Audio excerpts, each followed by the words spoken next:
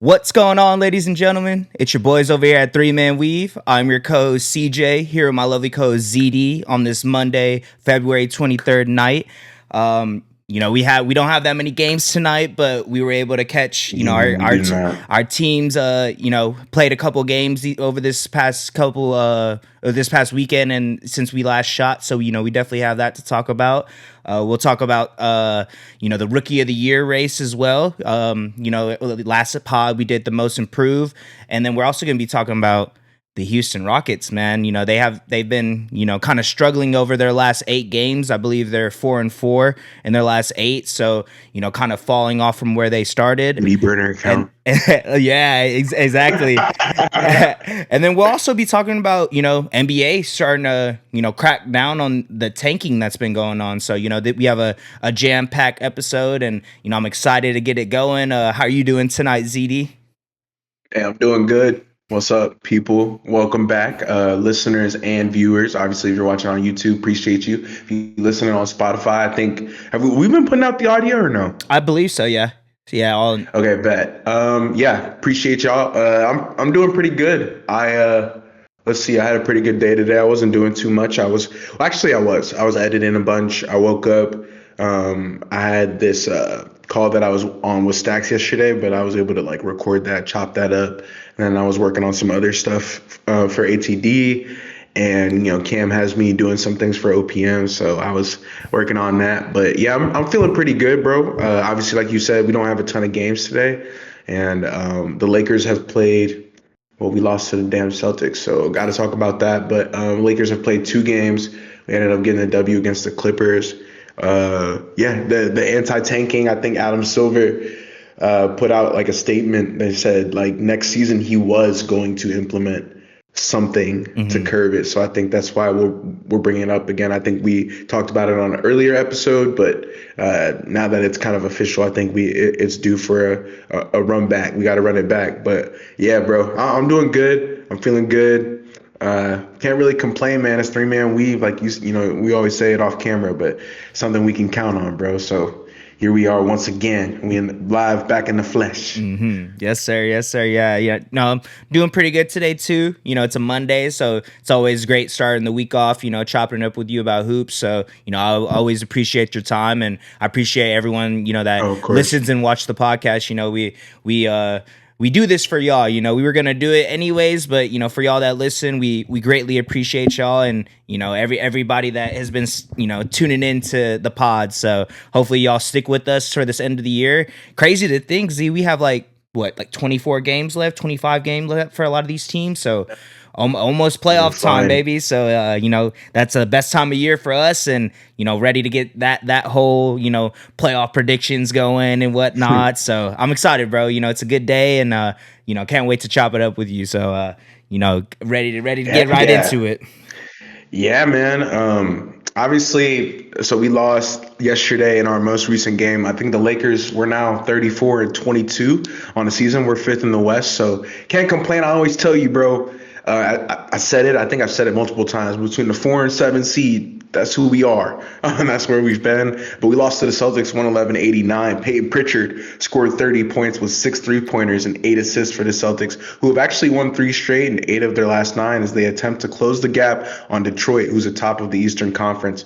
Let's talk about Detroit in the C's right now. I think, we were just talking about it off camera, bro. Jaylen Brown and Cade Cunningham. It's kind of Yep.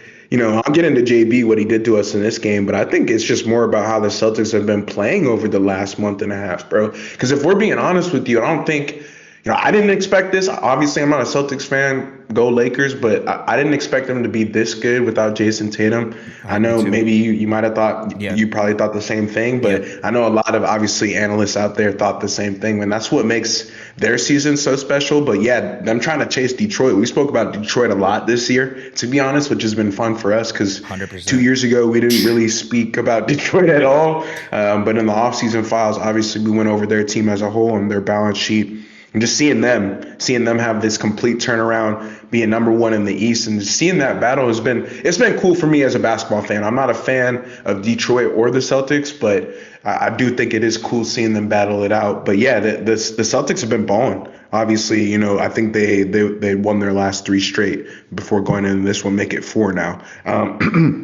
Brown and Pritchard scored 19 points apiece in the second half, and Pritchard wrapped up the win on a step-back three-pointer with 3:24 to play, prompting the Lakers to empty their bench amid scattered boos. This game was interesting, bro. Luka Doncic was cooking in the first half. There was a feeling to this game, a lot of tempo. We did get up and down. The Celtics defense, though, is just something I wanted to bring up. They were playing great, bro. I mean, 111 to 89. We did not score the ball well. Outside of Luka Doncic, I think everybody else had a hard time getting it going. DeAndre Ayton got played off the court in this one. There was an issue with Neemias Queta. Obviously, there was, I think, 3 technicals in a row. Marcus Smart, Reeves, and then JJ Redick. JJ Redick got the technical because Neemias Queta got that goaltend that wasn't called. And I think we just got to move on from that, bro. Like, that's partly why, I said this to you. I was naming the teams: Detroit, New York, Nuggets, Rockets, the Thunder, the Celtics. Like, all of those teams are way better than the Lakers are right now. And those teams are championship teams. I was telling you, you got to earn your right to complain, bro. Like, we can't have that be the reason why our offense goes cold in the second half. Like, that doesn't make any sense. I was telling you, Luke Kennard cannot guard. Peyton Pritchard and Jaylen Brown were just eating in this one, bro. And Derek White as well. I wanted to shout him out, and Hugo Gonzalez. Like, the Celtics have nice players, and we were talking about the Thunder's depth. The Celtics have a ton of depth, bro. Hugo Gonzalez was picking up Luka Doncic and Austin Reeves full court, which is something we're not very used to. Not a lot of NBA guards are used to that, and I think that bothered us. It forced us to commit a lot of turnovers. I think the Celtics got 9 offensive rebounds in this game, and that's not a lot, but they were huge. Led to a lot of second chance points and a lot of 3-pointers. That's another thing that the Celtics are known for doing now. Joe Mazzulla being the head coach, they're going to shoot a ton of threes. And yeah, bro, I think it was interesting because we're not the team that's known to struggle to score, but it's games like this that kind of show our issues on the offensive side of the ball. That was interesting. I did want to bring up LeBron scored his 43,000th point in this one as well, which is pretty crazy. Even though we were held to our second lowest point total of the season, I think it just is a testament to his greatness. So I did want to bring that up as a little highlight. I think AR had like 15 points in this one, but yeah, we repeatedly lost our cool in this game. The Celtics played great defense, played with great tempo, hit a lot of shots, was above 35% from deep in this matchup. So Peyton Pritchard, Jaylen Brown, Derek White, like, kudos to you guys. I honestly did not think you guys would be having this great of a season. Obviously, you came into this game hot. You came into crypto.com, where we've played great this season, to be honest, and kind of slapped our asses. So I did want to give credit to the Celtics. Obviously, that's a rivalry that we have, and it was a good game to watch, bro. I hadn't gotten a chance to sit down and watch it. Especially, I was like, bro, I got to watch the Lakers Celtics all the way through, because I haven't had an opportunity to just sit down and watch basketball in a little while since the All-Star break. Got to watch those games. I think we had, we played, what was it, on Thursday and then Sunday, because we played the Clippers. So only had a couple opportunities to watch the Lakers. But unfortunately, in that matchup, Celtics came to play. You guys got us. I think that was the second straight time you guys beat us as well in the last month. So kudos to the C's, man. But in that game before we lost to Boston, the Lakers defeated the Clippers 125-122. Doncic, James, and Austin Reeves were able to play together for the 11th time on the season. I brought this up to CJ. We just haven't been healthy as well. I think our starters, our core 5, has played less than 200 minutes this season, and that's, I don't know what's been the problem with that. Injuries are kind of up and down. It's not something you can control, but it's unfortunate that that's been the case. 11 times in 55 games, right? Mm-hmm. But we responded with a prolific offensive performance, even while James managed just 2 points in the second half. And Doncic's return from a 4-game absence, obviously he was hurt before that All-Star break. This is the game before. But yeah, he was hurt. He only played 5 minutes in that All-Star game. He now came back against the Clippers, which is one of his favorite teams to go against. The Slovenian superstar scored 17 points with 4 3-pointers in the first quarter for the Lakers, who made 16 of 17 shots down the stretch. Kawhi Leonard, actually, we held on lock on this game. I don't think he really got it going until the second half. I think he ended up scoring 19 points in the second half. So, you know, if you look at the box, you'll be like, okay, he had a normal game, right? But if the first half, bro, we played great defense. We were actually doubling. That's something I wanted to bring up to you. I told you this about a couple weeks ago, but JJ has changed up the defensive schematics to where now, you know, we're doubling Jalen Brunson's, the Kawhi Leonards, the Shea Gilgeous-Alexanders of the world, because we're tired of giving up paint touches. We're tired of giving these guys wide open looks. And it's something that I wanted to bring up. I think, you know, obviously it was a 3-point game. It came down to the wire. Kawhi ended up having a great second half, and he ended up hitting this crazy bucket, this fadeaway in the fourth quarter.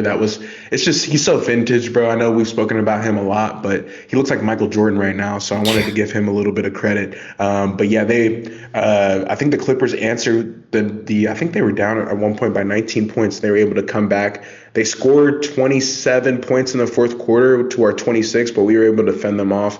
Luka Doncic had, again, just another brilliant game. He's so used to playing against the Clippers for some reason. I think he's averaging like 30, 10, and 8 against them for his career. So naturally, he just ends up having a good game against them. And I think he was honestly the reason why we were able to get this W. We did not play great defense, especially in the second half, which is where Kawhi started to get it going. But I think we were able to keep pace with the Clippers, who have been one of the more hotter teams in the NBA. You know, I know we've spoken about that over the past couple episodes, but they, you know, since trading Darius Garland, the question remains, can they still hoop? Who do they have? Who are their guys? You know, Zubac is gone as well. Well, Brook Lopez and Benedict Mathurin, they don't want to hear any of that. Those guys were having a good game against us as well, and I think it's a testament to Ty Lue and their coaching staff and what they've been able to do with their roster, just having a complete turnaround. So I'm glad we were able to get the W. You know, we split the pair on those two games, 1-on-1,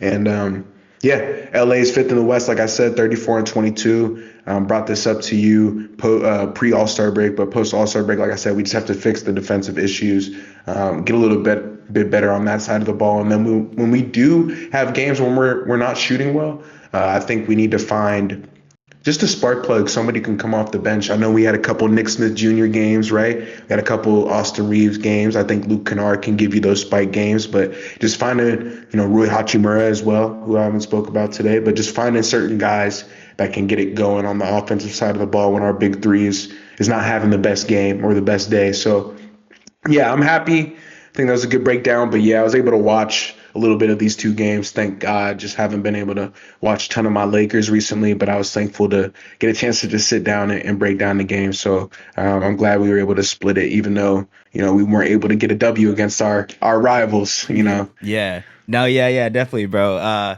You know, in the Thunder's most recent game, the OKC Thunder, or in our most recent game, the Thunder were able to beat the Cleveland Cavaliers 121-113, and the Cavs were on a 7-game win streak and hadn't lost since James Harden had gotten to the team. I believe they were 5-0. 6-0, something like that, Yes, with sir. Harden. So we were able to give them their first loss with Harden on the roster. So kudos to the boys. You know, as y'all know, we've been dealing with injuries. You know, no J-Dub, no Shea.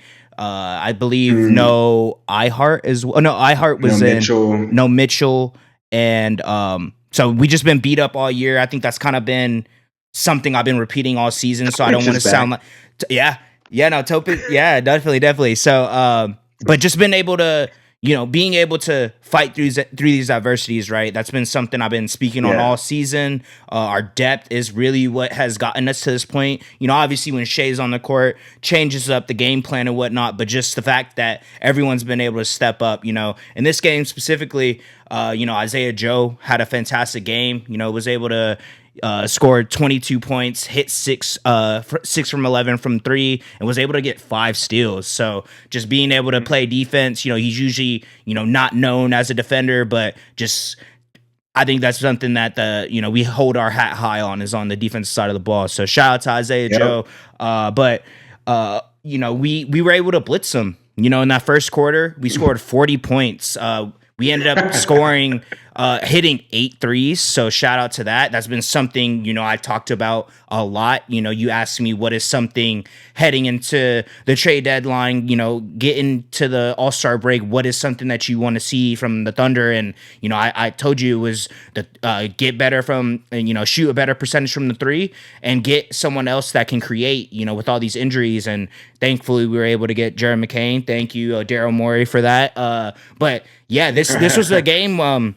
Isaiah Joe, I think, like I said, we hit 8 threes in the first quarter, and then the Cavs only scored 25 points. So they only scored one more point than us, technically, if you just counted for our 3-pointers made. So shout out to that. I mean, once you get that huge of a lead and at Paycom Center, it's really hard to lose it. But we were, that 40-point first quarter, we never really looked back from that point. OKC, we shot efficiently and spread the floor, getting 22 points and 5 steals from Isaiah Joe, like I mentioned earlier, while Cason Wallace also added 20 points and 10 assists, which was a career high. So shout out to Cason Wallace.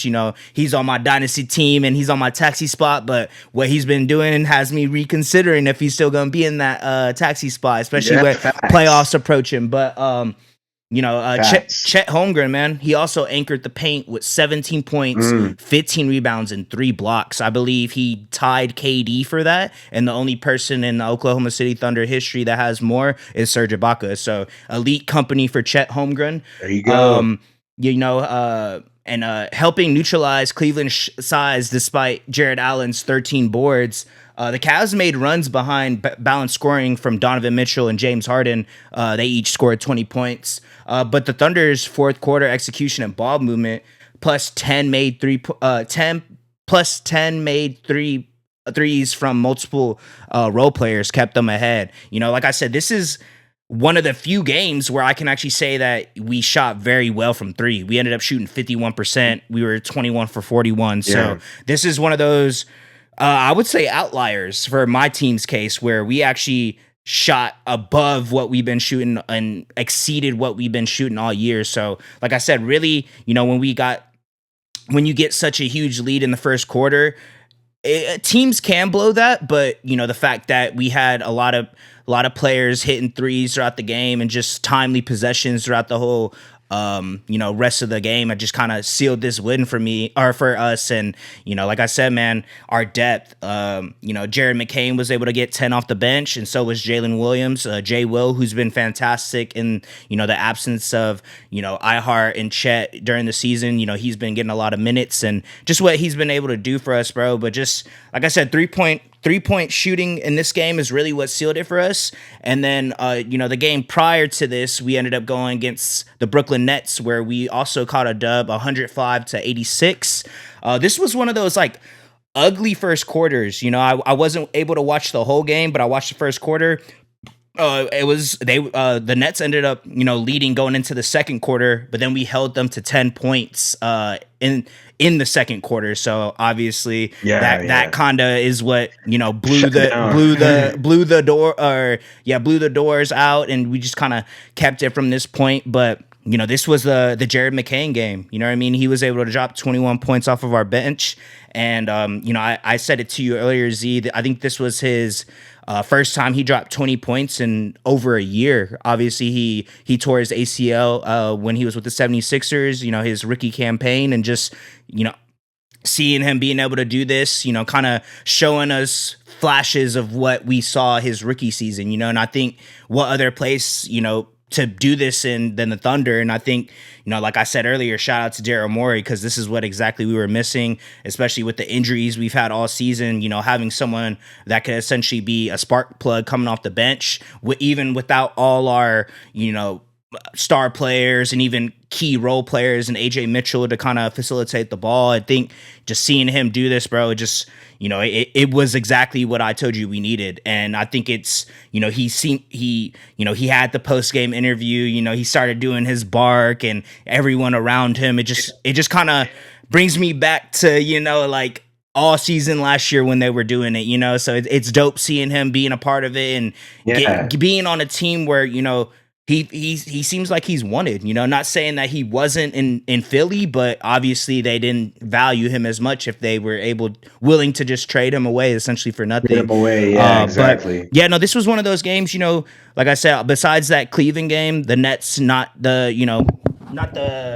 the best competition, but the way it started, MPJ was kind of cooking us and kind of getting to it, but then we just locked them down in that second quarter. They shot terrible from three. So this is kind of the reverse situation from what I just said about the Cleveland game for the Nets perspective. They shot 17%. So obviously it's going to be very hard to win a game when you're shooting that terrible. They're not trying to win games. Yeah, and they're not se. trying to win. Yeah, but I think for them at least We'll it's talk about that just too. competing, and obviously they did that for the first quarter, but I think it's just hard for a team like that to kind of compete with this caliber of a roster in the Thunder just for a full 48 minutes. Exactly. But was able to get 2 dubs, bro, since we last talked on Wednesday, and we're still at the top of the West. Obviously it's a tight race between us and the Spurs, and like I said, being down some men, this is people are saying this is our most vulnerable spot that we've been in all season, and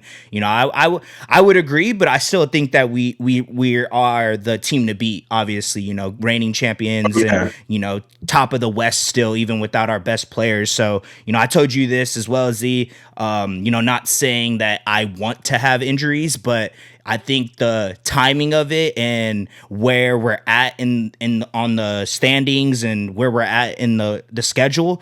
Obviously, I think we have the second hardest schedule or the first hardest schedule left remaining in the NBA. But, with these, our role players doing what they've been doing for the past 2-3 weeks, and, just seeing where the fact that we haven't had a healthy roster, and I believe like our starting 5 at the beginning of the season hasn't played more than 100 minutes, I believe, or some crazy stat like that. I think it's the least minutes y'all been played. hurt. We've been hurt, bro. So just kudos to everyone on the roster, because at this point it's next man up. I've been saying that all season, but just what I've been able to see from Isaiah Joe, Cason Wallace, and Jared McCain, having that his season high so far this year, and with that game against the Nets. So just very promising for me right now. Obviously, not having Shea sucks and J Dub, but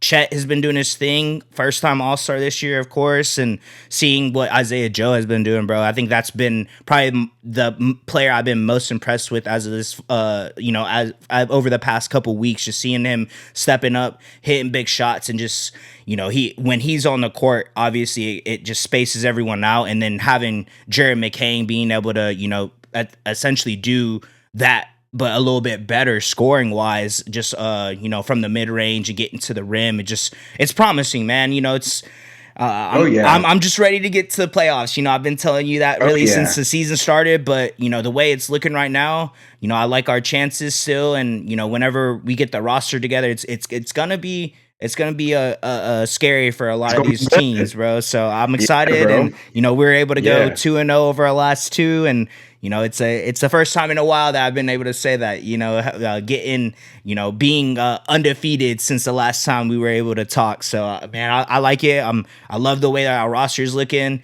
Obviously being down some men, but we're still able to get dubs. And like you said, bro, a win in the NBA season, any game is a tough one. So we're able to get this dub, man, and we're slowly getting to the playoffs. So hopefully we could just stick it out. And I think we're obviously still the team to beat in the NBA. So excited, and I like what I'm seeing, man. Our role players stepping up and just proving that we have probably one of the best depth in the league. So shout out to the boys, bro. I can't be happier. And Isaiah Joe, man, Isaiah Joe's been hooping. So it's always a good time. Basketball. Isaiah There Joe you saved go. it.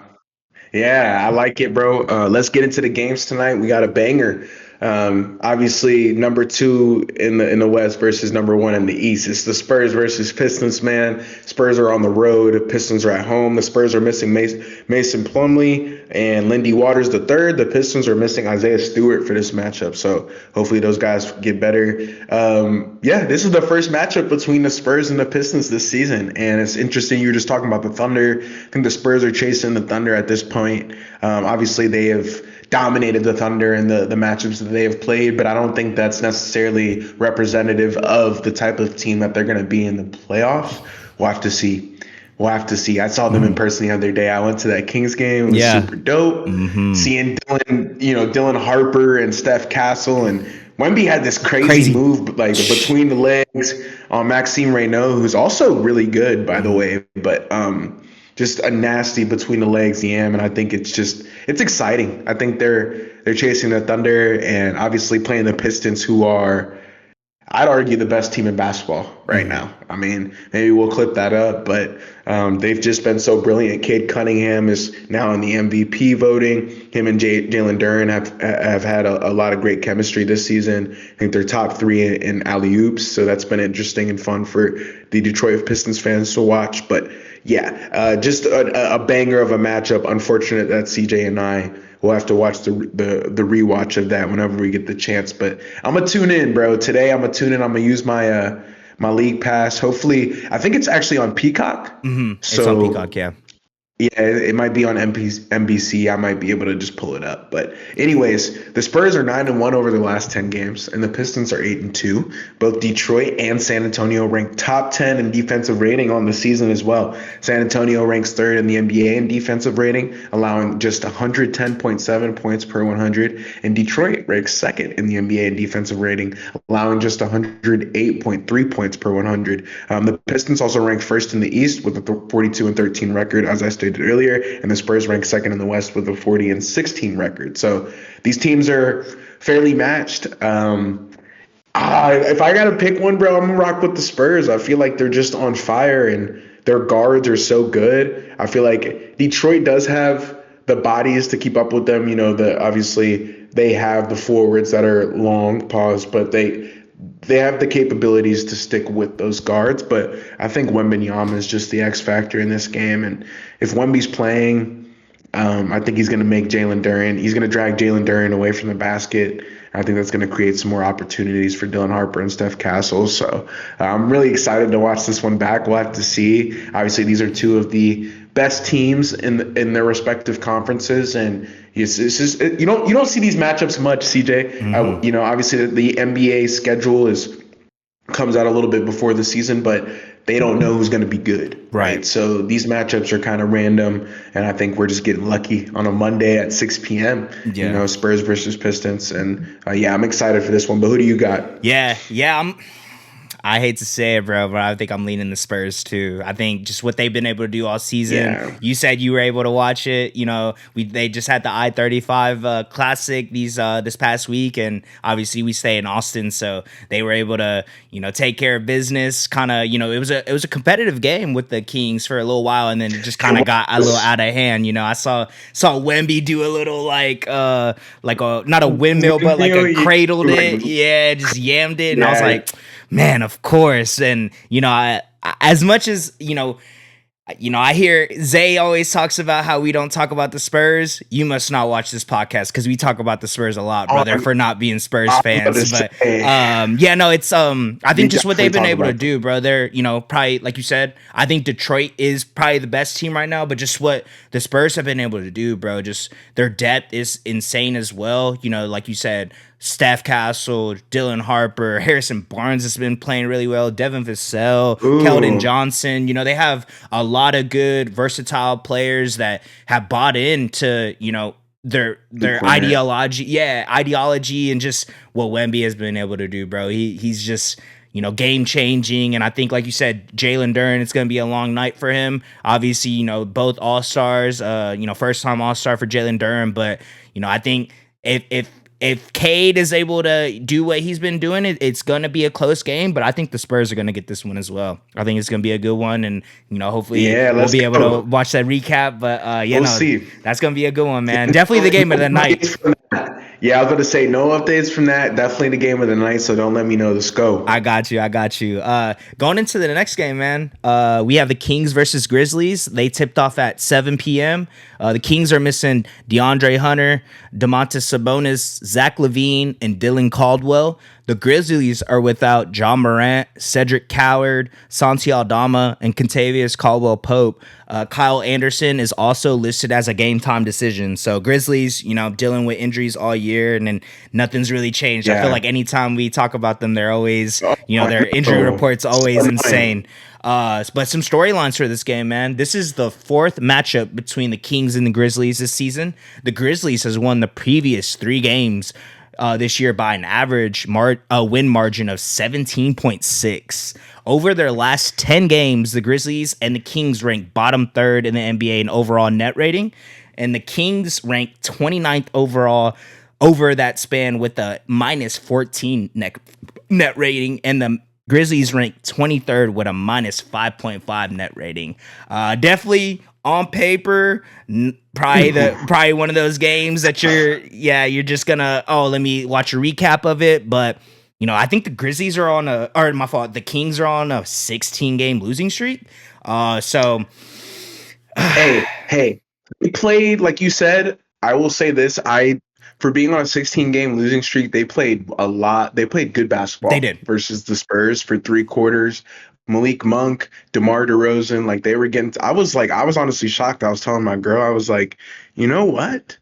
They might win this game. Mm-hmm. And of course, it would be the game we go to. Right. So like yeah, they're horrible, but like I saw some fight and Right. there's some hope on that team. Right. I know we're not to like drag on y'all, but like, yeah, y'all should probably be better. But yeah, Malik Monk, like they have some, they'll probably win. Yeah. I'm going with the You going to Kings. get Kings?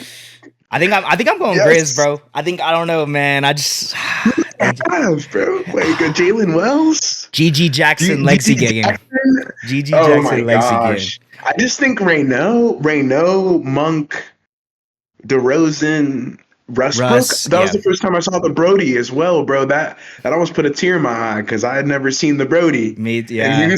he hit a triple. He gave me one. He gave me one. Yeah. Facts. I'm like, hey, bro, Yeah. okay, bro. Like, there's some juice in that locker room, and so. Yeah. I was about to say But they and I'm definitely from Sac too. right. Yeah, no, and like I said, that game against the Spurs that they had was competitive. You That's said what it. you know what I mean? Like I was keeping up with it. I was watching. I was like, man, like that was one of those games that I believed was just gonna kind of be a snooze fest. It's gonna be a blowout. But like obviously they competed. They're in the NBA. These guys are gonna compete regardless. But Facts. I don't know, man. 16 game losing streak. They're in Memphis. Says a lot about. It Yeah. says a lot about what's going on there. Grizzlies don't have much, but I don't know. I have a gut feeling. I'm going with Grizz right now, so I can't give you analysis and everything. This is kind of one of those like toss up, just because these teams have been really bad all season. Edie. But yeah, Edie's he just came back, right? Mm-hmm. Yeah, so we'll see. We'll On the see. report. This is one of those kind of, well, it's a toss up. They're both pretty bad, but it's the NBA. Any of these players could step up and have one of those type of games. But I think I'm going One with of those Grizz. games, I'm going yeah. Grizz in Memphis. Bet. Let's get into this next one, man. This is the final one of the night. This game is at 8:30. It's the Jazz versus Rockets.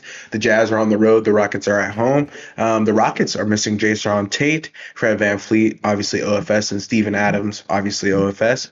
The Jazz are missing Keontae George, Yusuf Nurkic, who just recently got ruled out for the season, Jaren Jackson Jr., who also got ruled out for the season, and Walker Kessler, who was ruled out for the season months ago. And Larry Markkinen is also listed as a game time decision. I think the Jazz were fined that $500K for. What did you think about that?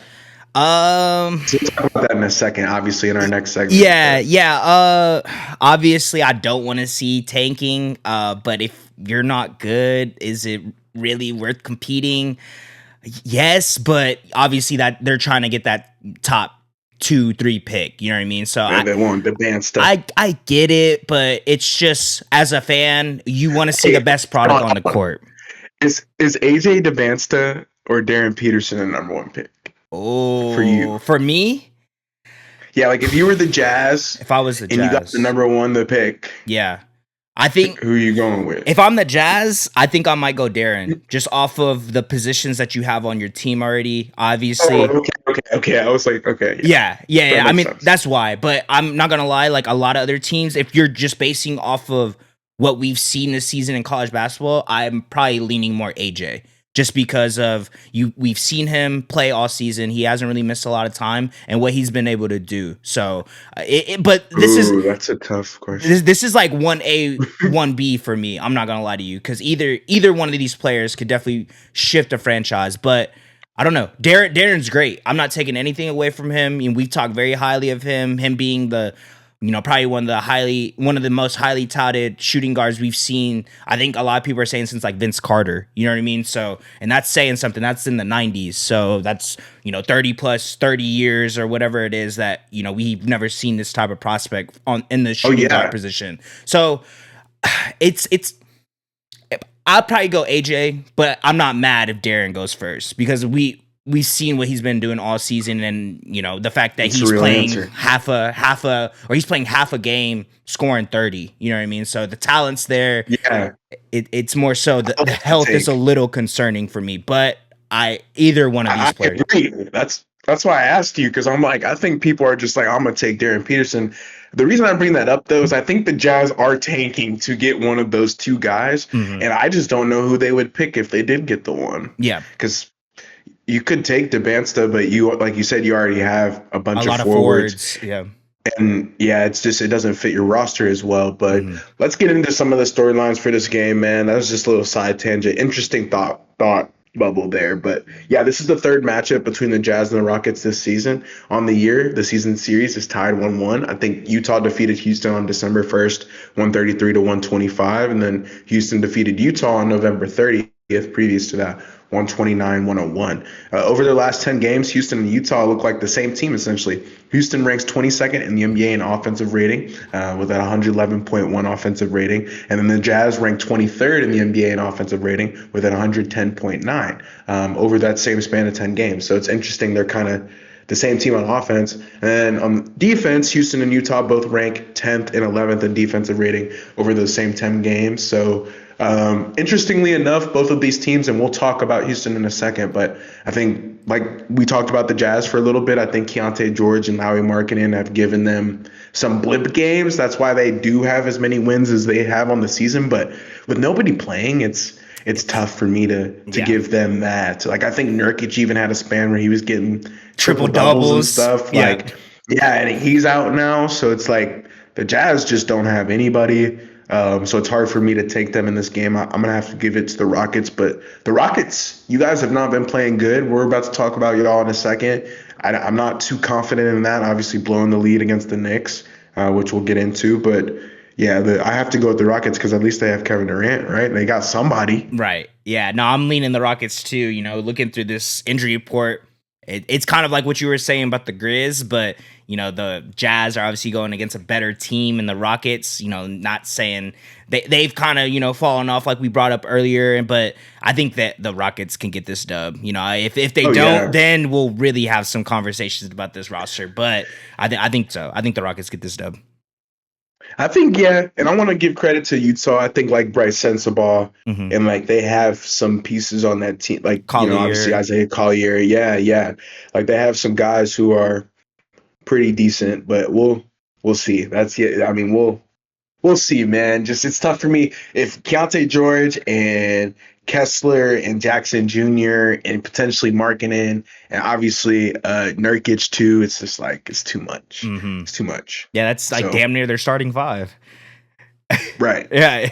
No, right. Literally, I think it is. Yeah, it's literally their starting five. Yeah, so it's kind of hard, like you said, to say them winning. So I feel that. I feel that. Yes, sir. But yeah, man. Let's get into this tankathon, this issue. I think Adam Silver making it official. Next season, there are going to be, and you know what? Before we talk about like the official part of it or whatever, Mm-hmm. how do you feel about that? Because obviously, no other teams had to go through this prior.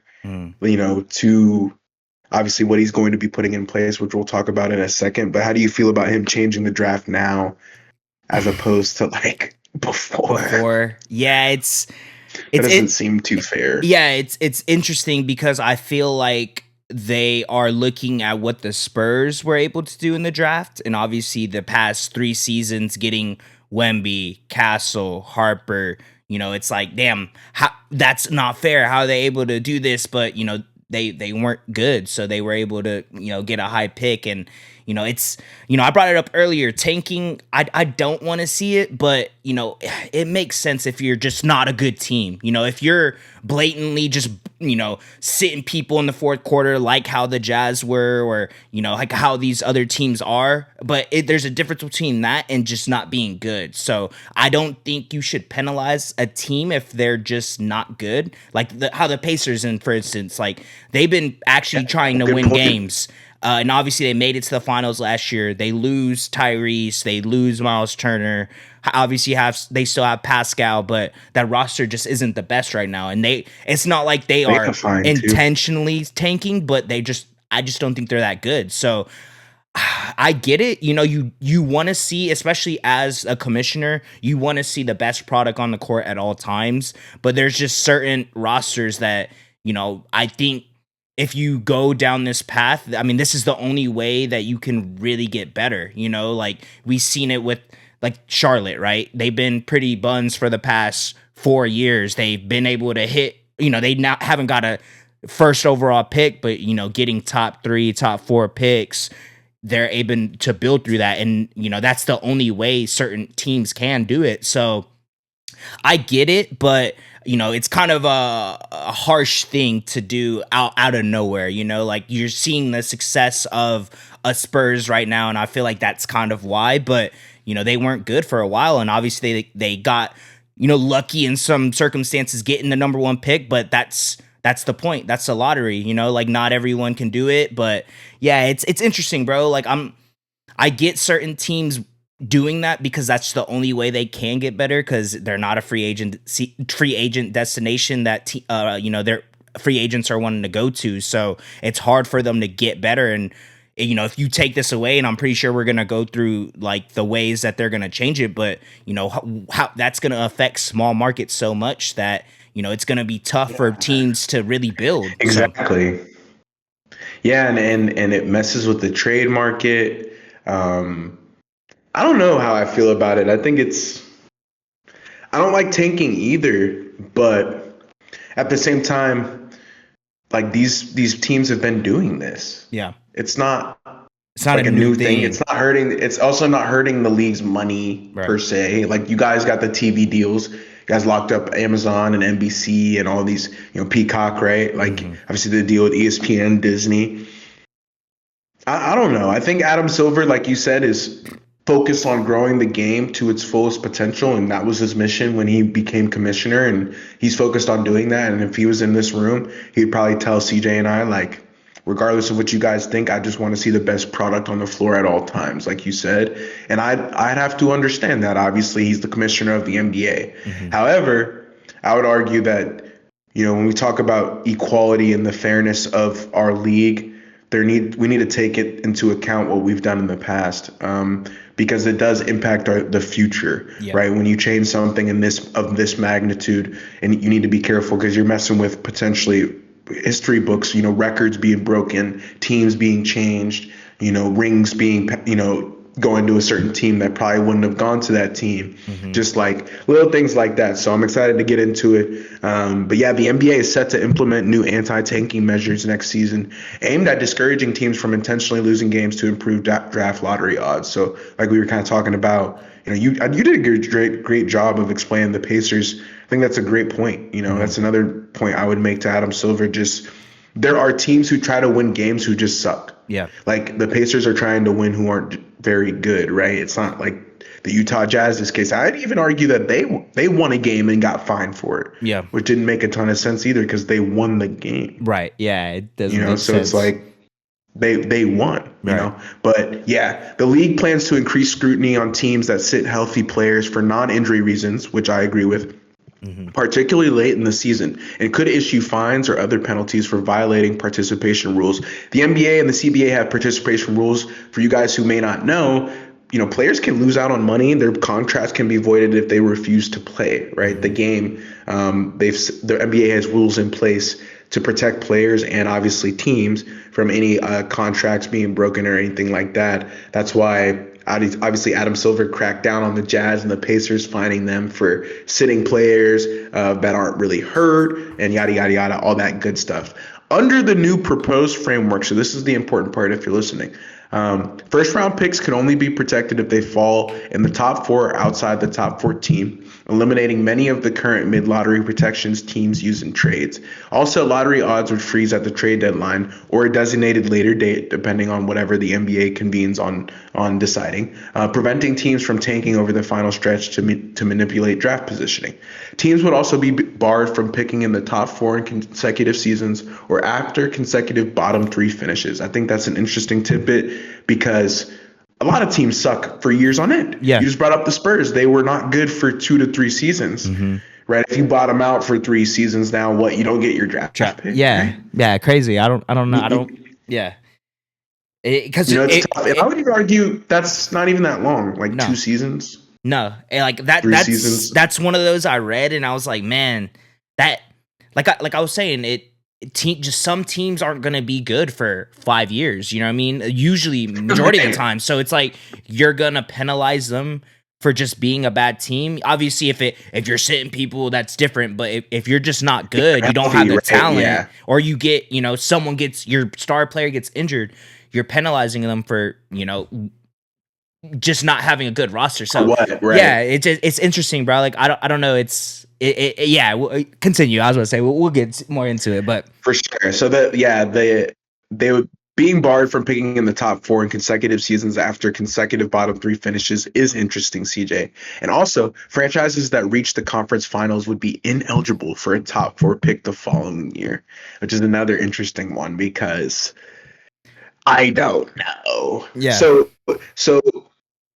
it's like Sam Presti, like if you make a trade and it's a bad trade, I think that should be on the team and you should pay for pay for that. I agree. Like, I don't think that should be something where we go into pity mode where you're like, oh, well, I guess the Thunder have 10 first round. No. That's just what happened. That's how the chips fell. The Clippers could have won a title, right? Mm-hmm. And then they don't get as good a draft picks, and we never even make this change. Yeah. But like I read that, I'm like, no way, because I don't know. I think that's the Thunder rule. If they do implement that, I would call that the Thunder rule because what? Like if you decided to trade away unprotected first round picks and you guys suck, that's on you. Yeah. That's not like the Thunder don't need to be penalized for that, or the Spurs or whoever makes those types of trades. So I thought that was another interesting one. Mm-hmm. And to me, that's the biggest one. Yeah. Yep, but the league is also considering allocating lottery odds based on 2-year records rather than a single season, expanding the lottery to include all play-in teams and further flattening the odds across all lottery participants. I thought that was interesting. I kind of like that, honestly. Taking the team's 2-year records and putting them together and then seeing what that equals up to, because that's different than the bottom 3 finishes, right? Because you're taking the last 2 seasons. So if a team does suck 2 years in a row, gives you a better chance, which is interesting. Mm-hmm. But yeah, flattening the odds is another interesting one that I could see could help keep the competition fair. However, I'm not in favor of that because I feel like it doesn't favor the bad teams, which is the entire point. We want to see the bad teams get good, right? But yeah, sources like ESPN say the Board of Governors is expected to formally approve the adjustments, reinforcing the NBA's push to keep games meaningful down the stretch. So the Board of Governors, obviously the CBA, the NBA Players Association, Adam Silver, the commissioner, the board, obviously his advisors, they will meet and they will decide on what that's going to look like, because there will be new rules coming next season. It's already been decided. The reports come out. So I think this is interesting, CJ, because it's going to change the future landscape of the NBA. And for you specifically, the Thunder having all of those picks, I just feel bad for you, bro, because it's just like, why? It's kind of like all of a sudden, we're going to take away good decision making on the back end from Sam Presti and all these previous other GMs, and we're going to make these teams pay for it essentially in the future because y'all are so good now. Hmm. Like that doesn't make a ton of sense. So I understand the tanking and I understand it's an issue. I personally, you're probably not going to hear this much. I don't really have an issue with it from a like NBA perspective. I think as fans it sucks, right? And that's one thing. But if you're looking at it from like a NBA perspective, I think it gives the bad teams the best chance to be good in the future. And if they get good draft picks, I'm all happy for it. I think the Jazz are an example of a potential team that could have a complete 180 turnaround Hmm. in less than 360 days, in less than a year, Yep. right? Because of the draft. And that's because of the lottery odds and how they are right now. And so I just don't think it's a change that much. Interesting little segment that we have here because yeah, it's official, bro. The NBA is like getting rid of this stuff, and you guys wanted it. People are saying they want it to be more competitive all the time. That's why obviously the in-season tournament was added, the play-in was also added, all of these things to keep the game competitive. So I think it's interesting, man. The the bottom three finishes, and then if you make it to the conference finals, not being able to get a top four pick, man, Yeah. that's tough. That's tough. Yeah, that man, it sucks to say because I feel like NBA is really the one league that has been in so much flack for tanking. Cause like, Right. MLB, you're the worst team, you're gonna get the number one pick, right? Same with the NFL. But if you switched it, just made it like that in the NBA, teams will tank intentionally, and because it's proven that they're gonna do that regardless of if they're guaranteed a top or a number one pick or not. So it's interesting, bro. Like a lot of the rules that or like a lot of the things that they're wanting to implement, or kind of some thoughts getting thrown into the air, are interesting. I mean, the only one that I'm kind of for is, like you said, the 2 seasons. I mean, that's kind of intriguing to me because you could just be asked for 2 seasons straight, and then that kind of is like, okay, then you're gonna get we're gonna look at your Yeah, schedule, and exactly. you're just bad. Exactly. So that's that. But like you said, the flattened odds for all lottery, I don't really like that, because then you're not really helping out the bad teams, like you had said earlier, because that's what the draft is for. You're supposed to be able to, Exactly. rebuild your team, get a franchise player that you could build around. And with that being the case, someone that barely missed the playoffs, like, the past season with the Mavs, can get a number one pick. And we would probably see that more frequently than we have, just because the odds aren't in favor of the worst team in the league. So it's interesting, bro. Like, it seems like, at Yeah. least from what they've, brought up, the like solutions that they've kind of brought to, the fan, or the, put out there, it doesn't really seem like it's really benefiting the bad teams. It seems like it's more benefiting a team that can do good, and then you kind of have an off season, or like you said, if you made it to a conference finals one year, like how Pacers made it to the finals, they lose their best player. Oh, now you can't even get a top four pick because you made it to the conference finals last year, and now Yeah, you're or just not good. whatever. So, man, Sorry. I really, it sucks to say it, but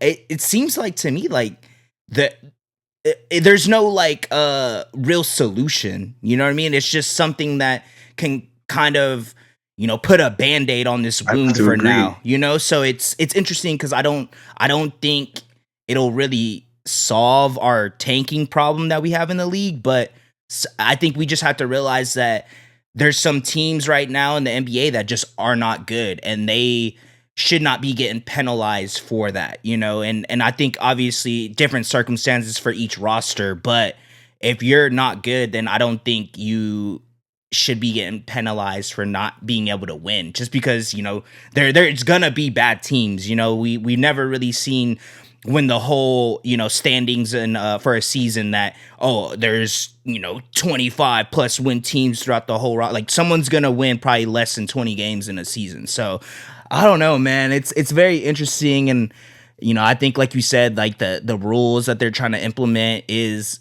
if a team makes a trade, for their future, like how the Clippers did with the Thunder, then we shouldn't be getting penalized for that. But that might, I mean, you said it too, so I'm not even being biased, but that's just bad GMing on certain teams, and I don't think you should really be getting affected for something that you did, 4 years ago for, getting draft picks in the future. That's No, just right. good GMing Right, on right, that right. on that team. So it's interesting, man. Like I Yeah. really don't think there is a solution. It sucks to say that, but hopefully, we'll figure out what these Yeah. what they're gonna change. But I just don't What think they're it's gonna really do, gonna yeah. solve anything. And fair enough. I'm more on that side too, but I think people are forgetting that it's like a business first, bro. Like it's not an entertainment. Like this is not where we're like, okay, well, we get the best basketball 24/7 no matter. Yeah, I it's just don't not like that. know if that's how that works. I was Mhm. gonna say I think we're getting in this just with humans in general right now. We're getting into this issue where like we fix one thing and then like a new problem comes up, and then we fix that problem and then a new problem comes up. So it's like you're just really going in circles. Who knows, bro? I like the way the NBA is right now, Yeah, so me too. I'll leave it off on that. Yeah, I agree. Like I don't think they need to even change I it. don't think they need to change anything either. But that's just our opinion, and I agree with you, Z there. So Right. it's obviously we don't make those decisions yet. So we'll see what Adam Silver has a solution for in this upcoming season. But whenever that comes out, we'll definitely let y'all know. We'll see. Yeah, we'll let y'all know. But going into the next storyline of the week, man, Houston, we may have a problem. The Houston Mm. Rockets have gone just 4-4 over their last 8 games, and under the hood, the numbers show regression on both ends of the floor. During this stretch, they're averaging only 104.6 points per game, nearly 10 points below their season average of around 11, while posting a defensive rating near 113.9. The collapse against the New York Knicks perfectly summed up their struggles. Houston blew an 18-point lead in a 108-106 loss, shot just 27.8% in the fourth quarter, committing 9 late turnovers and allowed a 33-13 run that flipped the game. To make matters worse, during All-Star Weekend, rumors circulated involving Kevin Durant that he created a burner X account to talk smack about teammates. Allegedly, Oh God. Durant texted another account on X in the DMs criticizing Sengun and Jabari Smith Jr.'s play this year. Is it fair to question whether trust and chemistry are not as good as we thought on the Rockets? For a team solidifying its playoff positioning, the statistical dip, injuries, and potential locker room distraction makes this stretch more concerning than a simple 500 skid. Will Houston be able to recover their identity, Z? Oh man, that's a good setup, bro.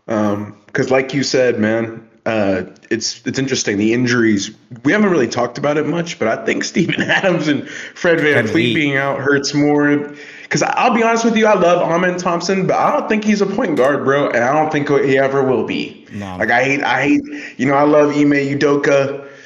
I just don't think he's that type of cat. Yeah, Like I agree. they're trying to force, I think Reed Shepard can do it, right? Mm-hmm. Reed Shepard's been awesome. He's played well in spurts. He had a really good Rising Stars Yep. performance too. But I think trying to force Amen into this like point guard shooting, like I think he's more of an off ball potential three. He can guard four, obviously 1 through 5.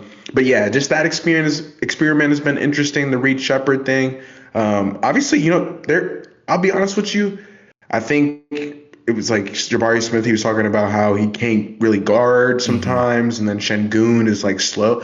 There's some truth to that. Yeah. But if Kevin Durant is like going behind the scenes and talking mess about his teammates behind their back, I don't like that. I Yeah. think their identity was Ime Udoka's defense, the defensive stalwart that he is and the defensive mastermind that, we've figured him out to be. I don't know if the Rockets are that in this moment. I think they've had to battle injuries clearly, but I don't know. I don't. I'll be honest with you. They are not serious contenders until they get Fred VanVleet back. I don't think this season is their season. Although they have performed well in the West, obviously beating my team, the Lakers, a couple times this season, right? Obviously, the Christmas Day game is glaring. Mm-hmm. I think they pissed on us, right? I think they beat us by like 30, Mm-hmm. but yeah, bro. Like I don't think they look great, and that collapse against the Knicks, like you said, again. 33-13 run, Jalen Brunson smiling in the face of Kevin Durant. It's just tough, man. It's tough.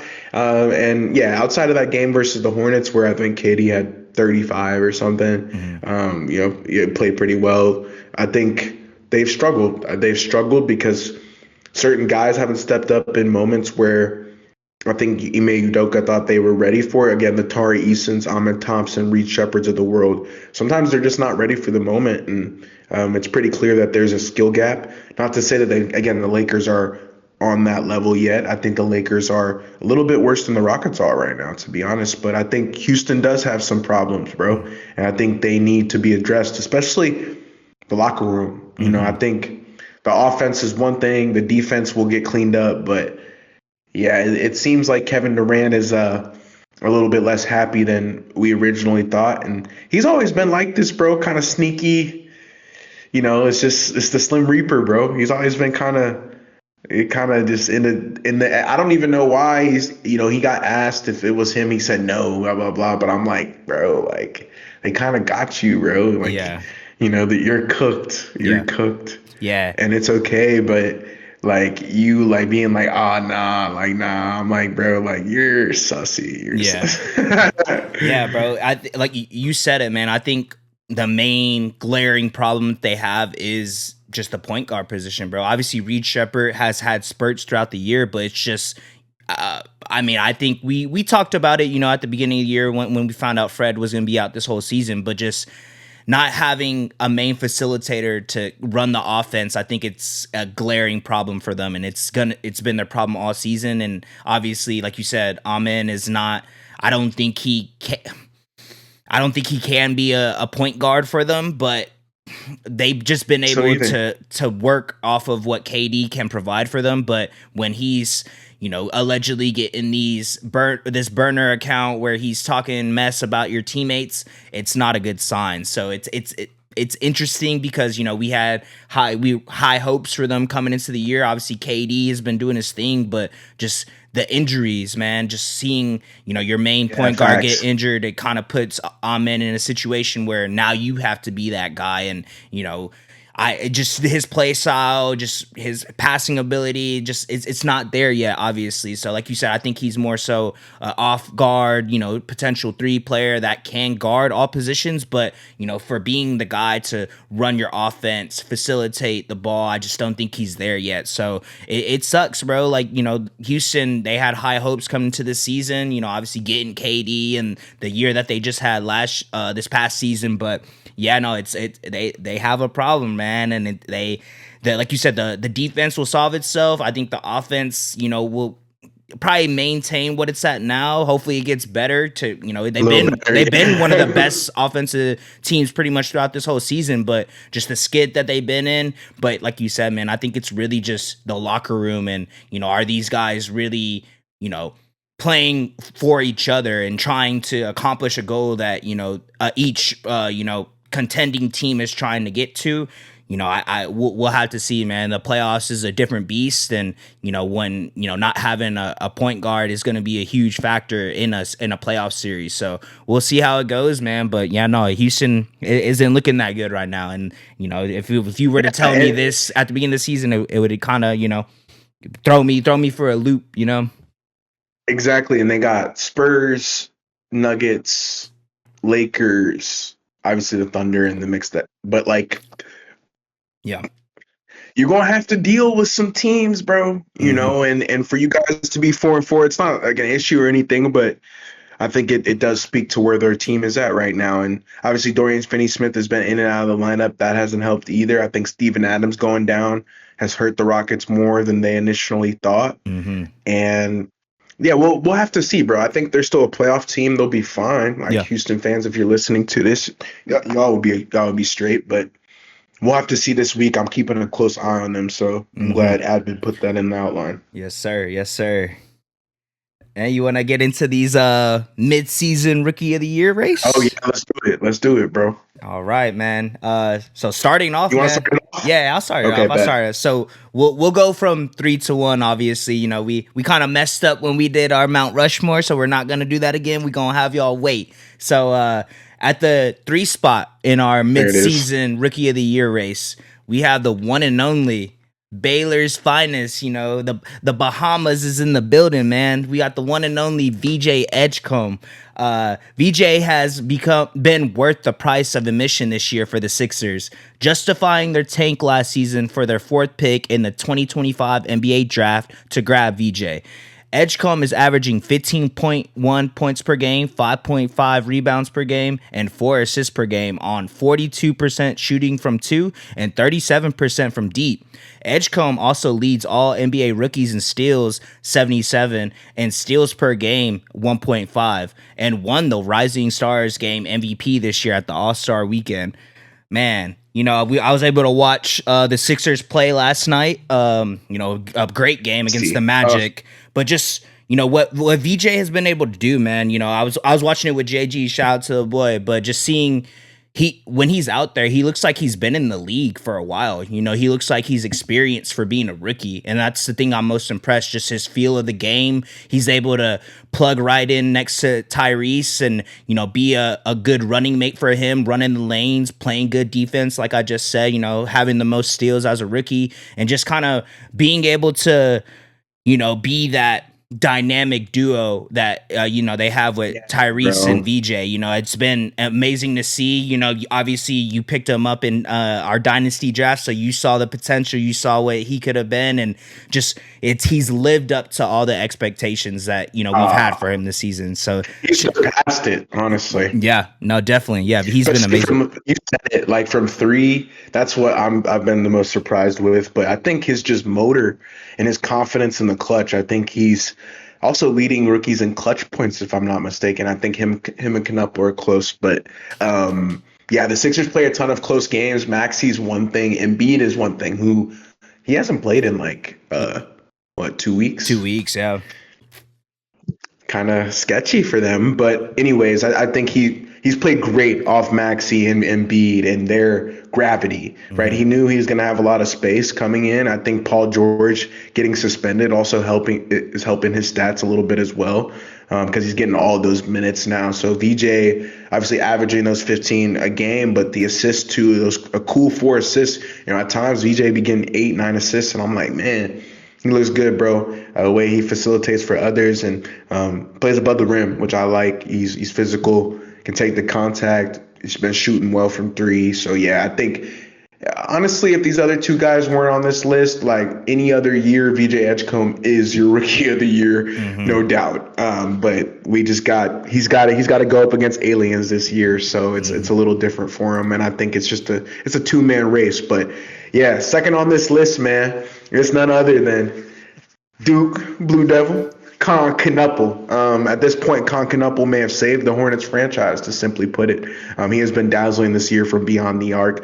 leading the entire NBA in three-pointers made this season with 198. Knueppel is averaging a smooth 19.2 points per game, 5.5 rebounds per game, and 3.5 assists per game on 49% shooting from the field and a blistering 43.5% from beyond the arc. So he's just straight cooking, bro. And we talked about it yesterday. He had 28 versus the Wizards. I think LaMelo Ball too. You're talking to me about it. Honestly, I thought he just had that one quarter. I didn't know he had 40, because that must have been the most he scored really since last season against the Bucks when he had like 50. Yeah. I remember that. But him and LaMelo Ball just, hey, bro, when those 2 guys can put up 70 points in a game combined for you, kind of goes to show you, their capability and their talent. And Kon Knueppel being in the 3-point contest, leading the league in 3-pointers made, not just for rookies but for everybody, bro. I mean, hands down, to me right now, since Steph is hurt, he the best shooter in the league right now. To me, hands down,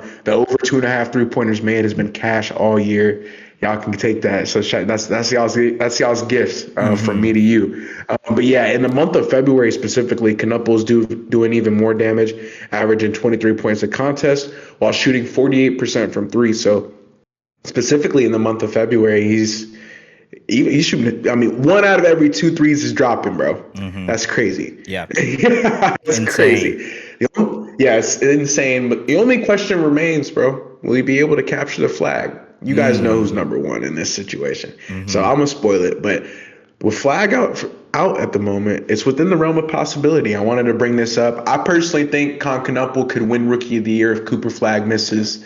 Because I think, I didn't want to talk about this. You did a good job of speaking to me about this before, but the Rookie of the Year does not have a 65 games limit, so not too worried about that. But I think the NBA will take into consideration the missed games that Cooper Flagg has, and with him being out right now, I think it's within the realm of possibility to see Kon Knueppel win this award. And it's because his team is much better.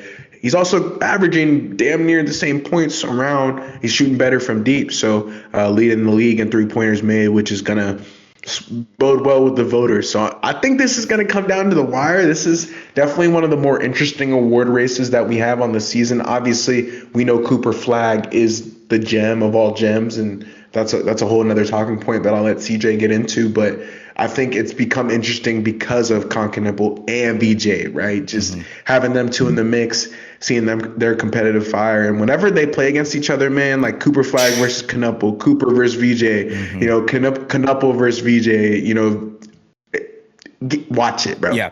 Just watch it. It's cinema, bro. Yeah, you said it perfectly, bro. I've been, we did our kind of draft preview for the 2025 NBA draft, and we were talking very highly of Kon and saying he's probably the best 3-point shooter. But I'm not gonna lie, I'm not gonna make it seem like I knew he was gonna be shooting 44% from 3-point line this year. So he blew my expectations out of the water. He Duke guy, and I think kind of seeing what he was able to do with when Flagg was injured, in the ACC tournament this past season, last season before he got drafted. Obviously, seeing what he can do, I think his feel for the game, right? That's kind of where he could just fit in right on this Hornets roster, and obviously he's been able to contribute to a lot of wins for them this season. So keeping them in playoff race, play-in race, I think that's kind of looking like it's probably gonna be theirs for the taking this year. So just seeing what he can do, bro, just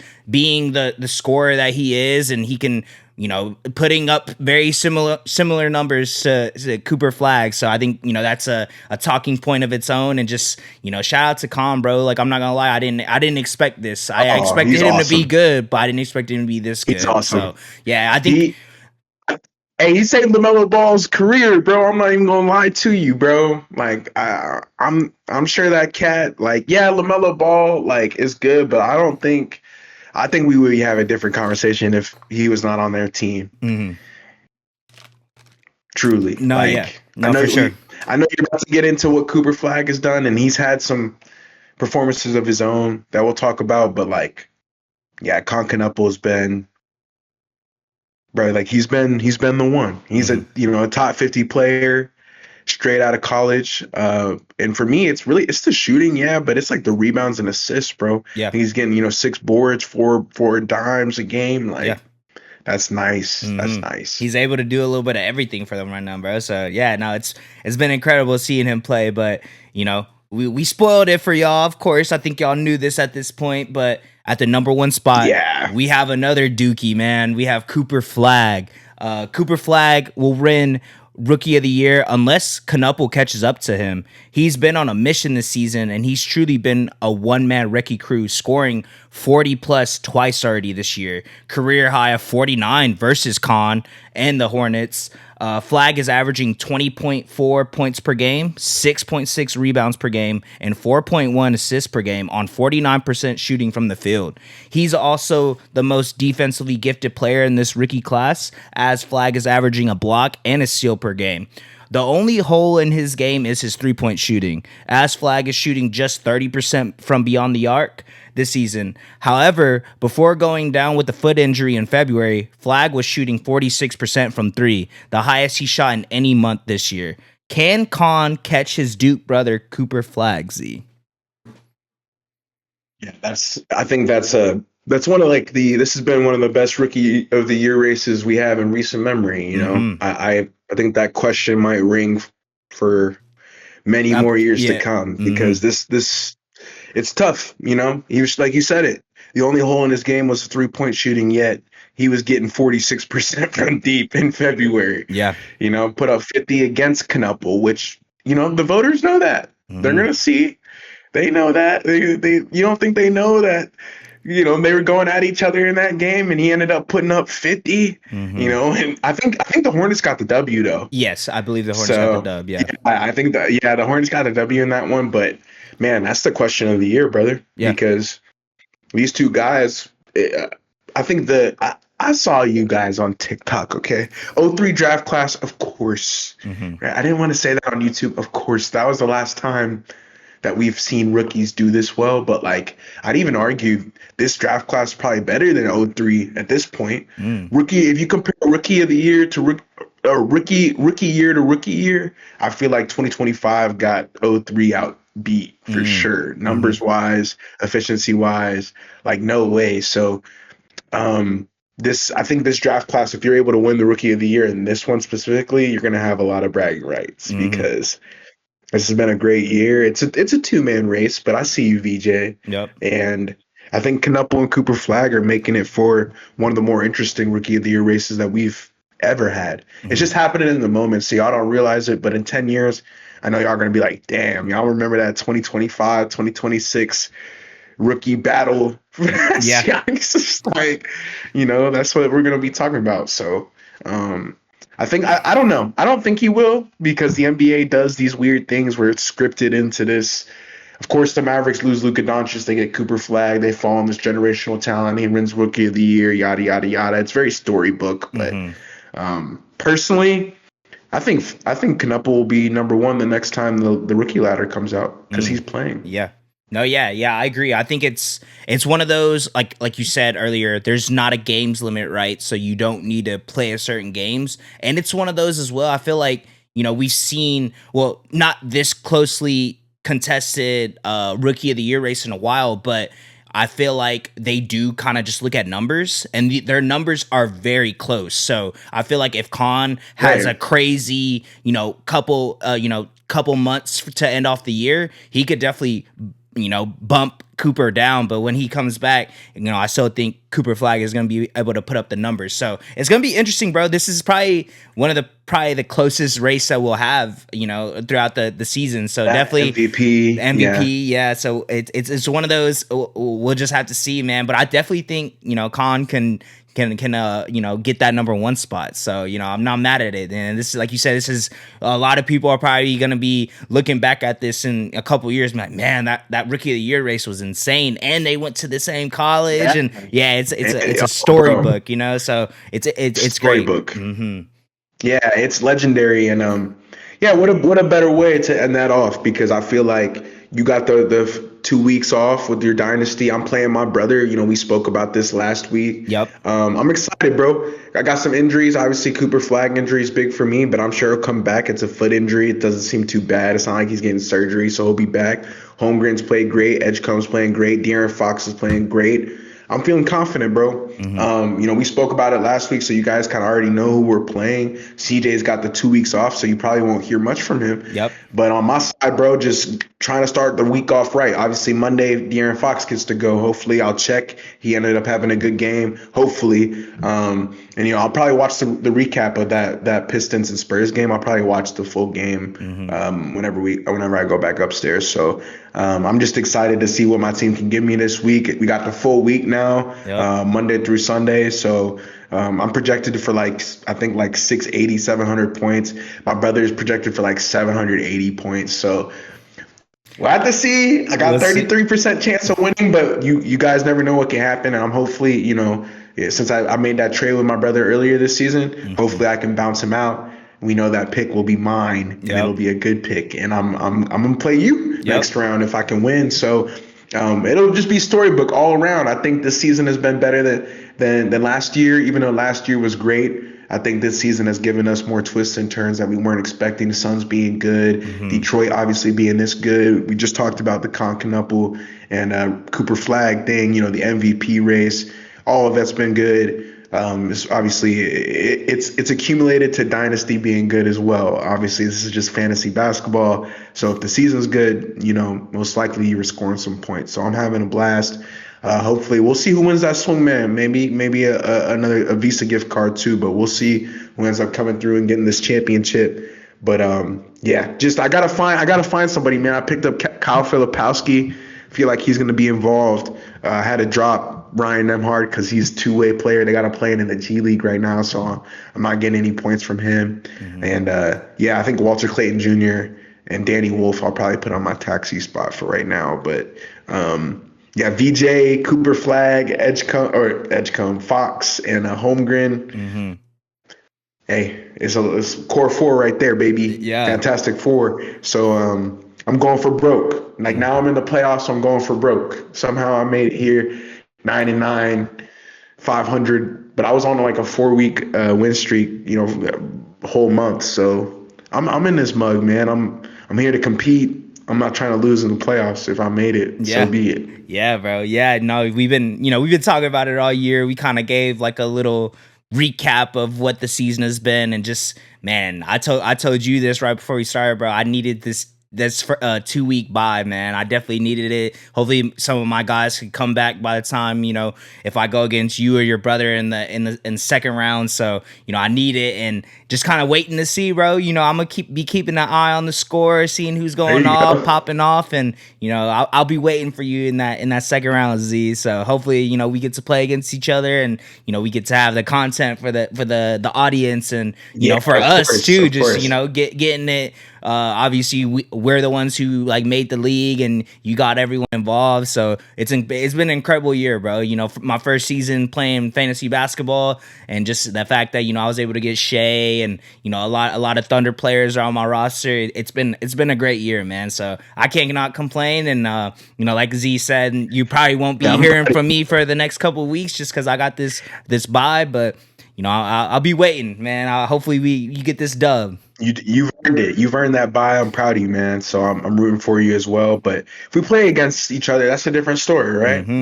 Oh yeah. I'm gonna try to come for you, and know your team's hurt. I'm banking on that, and yeah, I'm not trying to look ahead, but just excited for the opportunity. I think when you get the chance to compete in any fashion, even if it's for fun, it's just a blast. So hopefully you guys enjoyed this episode, man. CJ, you got anything else for the people? No, sir, man. Just, keep watching hoops. I told Z earlier, I think there's, I think I said it earlier in the pod too, there's only like 24, 25 games for a lot of these teams. So, it's getting down to the nitty gritty. We'll figure out the seeding for all the conferences, and, I'm excited, bro. We're going to be locked in, and I can't wait to see, who we end up going against in the playoffs, and, hopefully we can make another run, bro. But that's it for me, brother. Is there anything else you want to let the people know?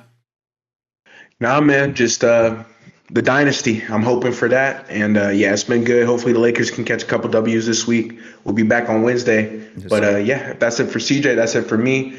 That's it for the boys over here at 3Man Weave. Don't forget to leave a like, comment, subscribe. We appreciate you guys. I'm sorry for technical difficulties on the last episode. Hopefully I sound a little bit cleaner. We'll catch you guys next time, man. Peace. 3 man.